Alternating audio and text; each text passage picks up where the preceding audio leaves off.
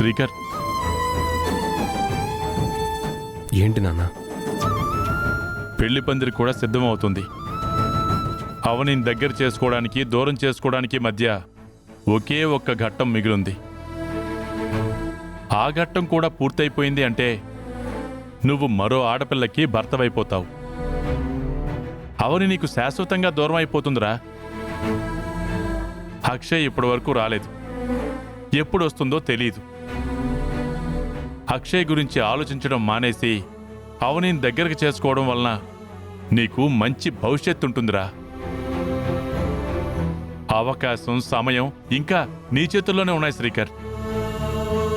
చిన్నోడా, అవనికి నువ్వు భర్తగా దొరకడం తన అదృష్టం కాదు, నీకు అవని భార్యగా దొరకడం నీ అదృష్టం.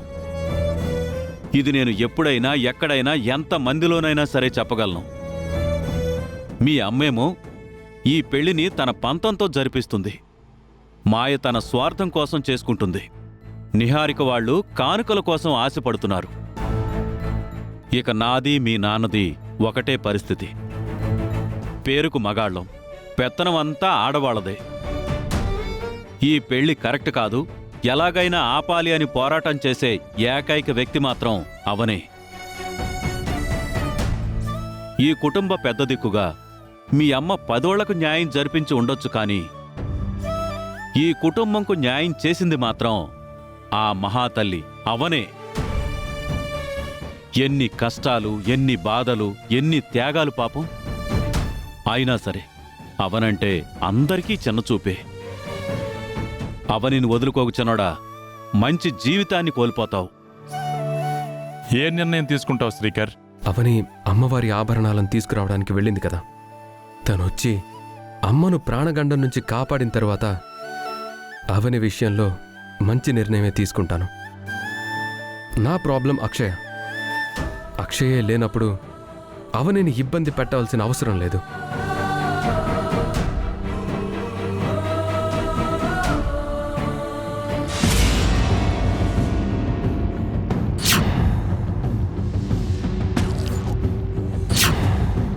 మహిషా, అవని చేతిలో అంధక నికుంభలు అంతమయ్యారు.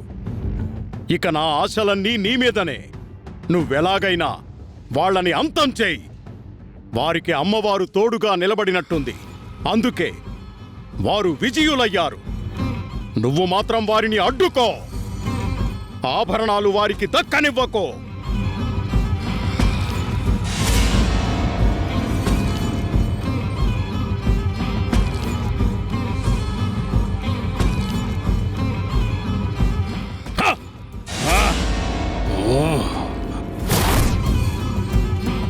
నువ్వు కూడా వారి చేతిలో అంతమైపోయావా?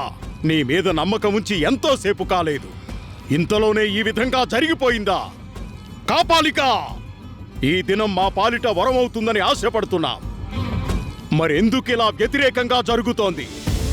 3 బలవంతులైన అసురులను అంతం చేసేసింది అవని. దుష్టశక్తిని దైవశక్తి దాటిపోతోంది. అలా జరగకూడదు. ఆ శక్తిని మనం నిలువరించాలి, అల్లాడించాలి, ఓడించాలి. చివరి ప్రయత్నంగా మరో అసురుడిని రంగంలోకి దించుతాను.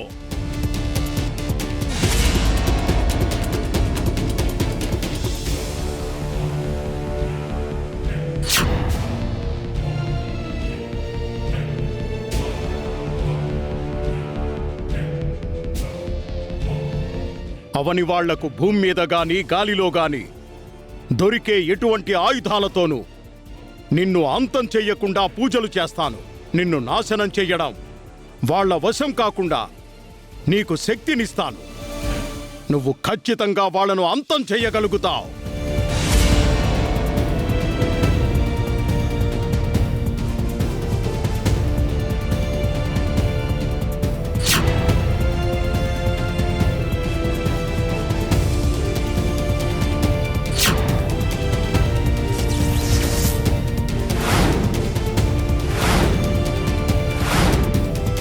క్షుద్ర, ఆజ్ఞ స్వామి. నీ సమకాలీకులను 3 ప్రయోగించాను. నా కార్యాన్ని వాళ్ళు సాధించలేక అంతమయ్యారు. నీ వలనైనా సిద్ధించాలని ఆశపడుతున్నాను. అవుతుంది సామి. అడవిలోని ఆభరణాలు అవని సొంతమైపోతున్నాయి. చివరిది కూడా అందుకున్నారంటే మన మనుగడకే ప్రమాదం. మన సంకల్పం నెరవేరుటకు ఇప్పటికే కాలాతీతమైపోయింది. ఇప్పుడు మాయ వివాహం ఆగిపోతే మరింత ఇబ్బందుల్లో పడతాం. ఈ క్షుద్ర మీద నమ్మకం ఉంచండి సామి. విజయోస్తు. ధన్యుడిని. అక్కడ మాయ కంగారు పడుతుంది. అడవిలో అవని ముందుకు సాగిపోతోంది. మాయ వివాహం ఎట్టి పరిస్థితుల్లోనూ జరగాలంటే నేనిక్కడ కూర్చొని చక్రం తిప్పడం వల్ల పనులు కావు. నేను కూడా నేరుగా రంగంలోకి దిగాలి.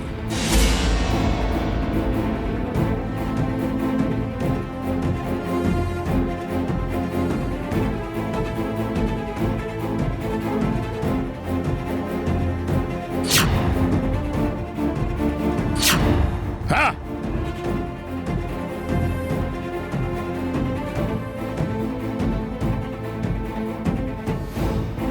ఇక 4వ దిక్కు మాత్రమే మిగిలింది. అక్కడ అమ్మవారి ఖడ్గం దాయపడుంది. దానిని కూడా సాధించుకున్నాము అంటే మనం అనుకున్న పని పరిపూర్ణం అయిపోయినట్టే. అక్కడ మరో రాక్షసుడు ఉండడు కదా? ఉన్నా అమ్మవారు ముగ్గురిని అంతం చేయడానికి మనకి ఉపాయం చూపించినట్టే వాడిని అంతం చేయడానికి కూడా ఏదో ఒక దారిని చూపిస్తుంది. పదవెళ్దాం.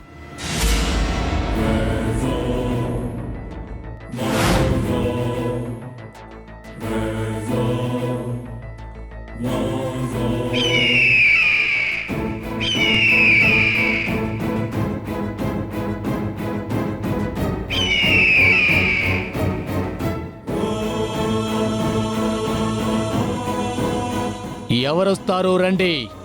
నా ముందుకి ఎవరొచ్చినా అంతం కాక తప్పదు.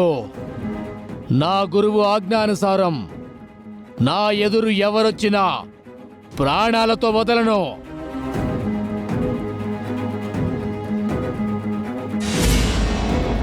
రండి రండి, ఈ క్షుద్ర చేతిలో అంతం కావడానికి రండి. నీ వంటి వారు అమ్మవారి శక్తికి బలైపోయారు. నీకు అటువంటి గతి పట్టకుండా ఈ స్థలాన్ని ఖాళీ చేసి వెళ్ళిపో. సాధారణ అబలవి నువ్వా ఈ క్షుద్రను బెదిరించేది?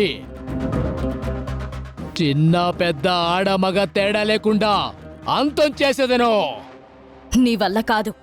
నీ అంతం నా వల్లనే అవుతుంది. అమ్మవారిని నేను వేడుకుంటాను. నీ ప్రయత్నం నువ్వు చెయ్యమ్మా.